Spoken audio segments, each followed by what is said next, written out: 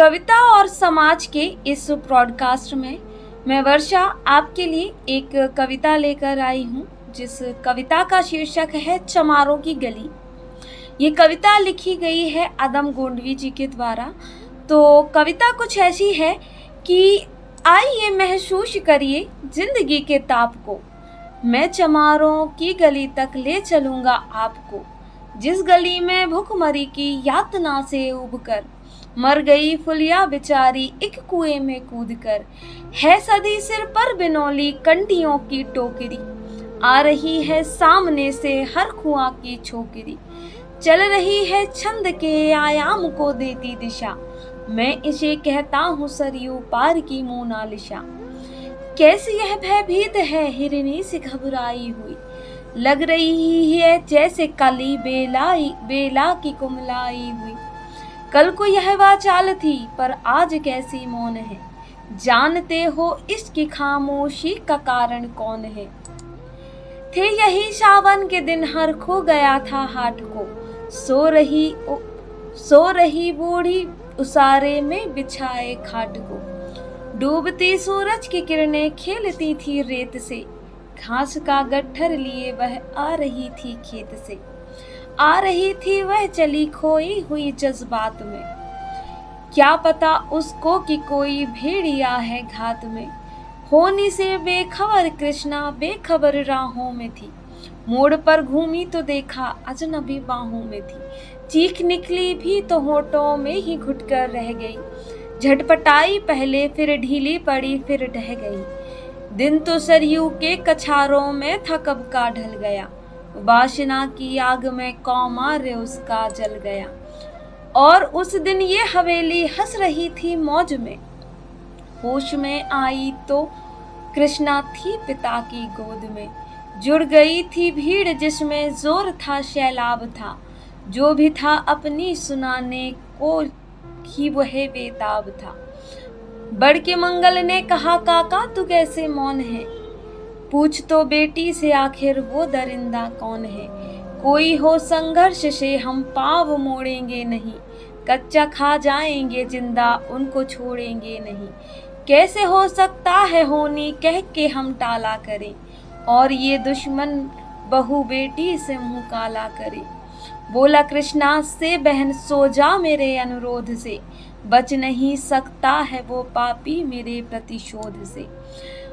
पड़ गई इसकी भनकती ठाकुरों के कान में, वे इकट्ठे हो गए सरपंच के दालान में, दृष्टि जिसकी है जमी भाले की लंबी नोक पर, देखिए सुखराज सिंह बोले हैं खेनी ठोक कर, क्या कहे सरपंच भाई क्या जमाना आ गया, कल तलक जो पांव के नीचे था रुतबा पा गया, कहती है सरकार की आपस में मिलजुल कर रहो, सुअर के बच्चों को अब कोरी नहीं हरिजन कहो, देखिए ना यह जो कृष्णा है चमारों के यहाँ, पड़ गया है सीप का मोती गवारों के यहाँ, जैसे बरसाती नदी अलहड़ नशे में चूर है,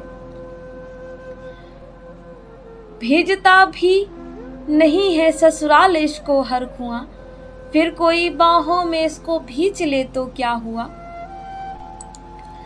आज सरयू पार अपने श्याम से टकरा गई, जाने अनजाने लज्जत की जिंदगी पा गई, वो तो मंगल देखता था जो बात आगे बढ़ गई, वरना वह मकदूद इन बातों को कहने से रही, जानते हैं आप मंगल एक ही मक्कार है, हर को इसकी शह पे थाने जाने को तैयार है, कल सुबह गर्दन अगर नपती है बेटे बाप की, गांव की गलियों में क्या इज्जत रहेगी आपकी। बात का लहजा था ऐसा ताव सबको आ गया, हाथ मूछों पर गए माहौल भी सन्ना गया, क्षणिक आवेश जिसमें हर युवा तैमूर था, हाँ मगर होनी को तो कुछ और ही मंजूर था, रात जो आया न अब तूफान वह पुरजोर था, भोर होते ही वहाँ का दृश्य बिल्कुल और था, सिर पे टोपी बैत की लाठी सवार संभाले हाथ में,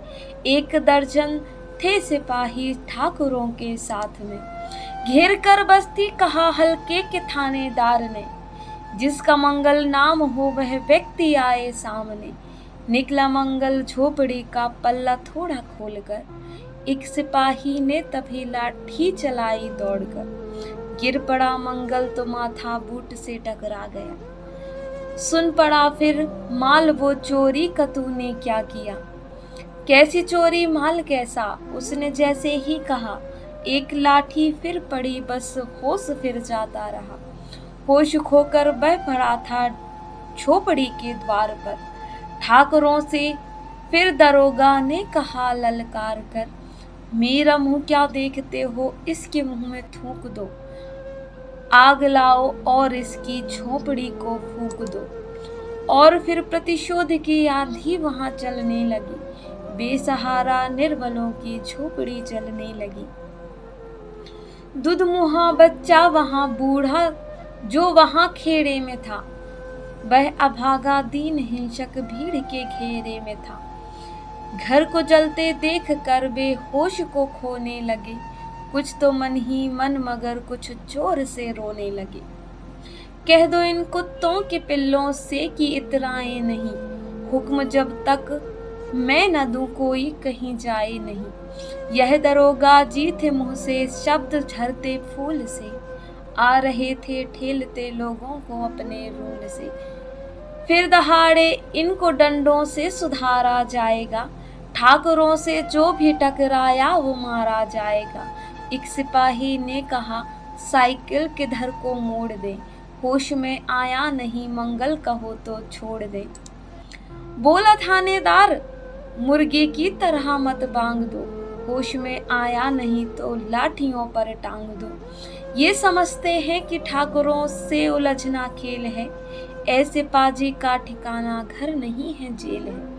पूछते रहते हैं मुझसे लोग अक्सर यह सवाल, कैसा है कहिए न सरयू पार की कृष्णा का हाल। उनकी उत्सुकता को सहरी नग्नता के ज्वार को, सड़ रहे जनतंत्र के मकार पैरोकार को, धर्म संस्कृति और नैतिकता के ठेकेदार को, प्रांत के मंत्रीगणों को, केंद्र की सरकार को मैं निमंत्रण दे रहा हूँ आए मेरे गांव में। तट पे नदियों के घनी अमराइयों के छांव में, गांव जिसमें आज पांचाली उघाड़ी जा रही, या अहिंसा की जहां पर नथ उतारी जा रही है। तरसते कितने ही मंगल लंगोटी के लिए, बेचती है जिस्म कितनी कृष्णा रोटी के लिए।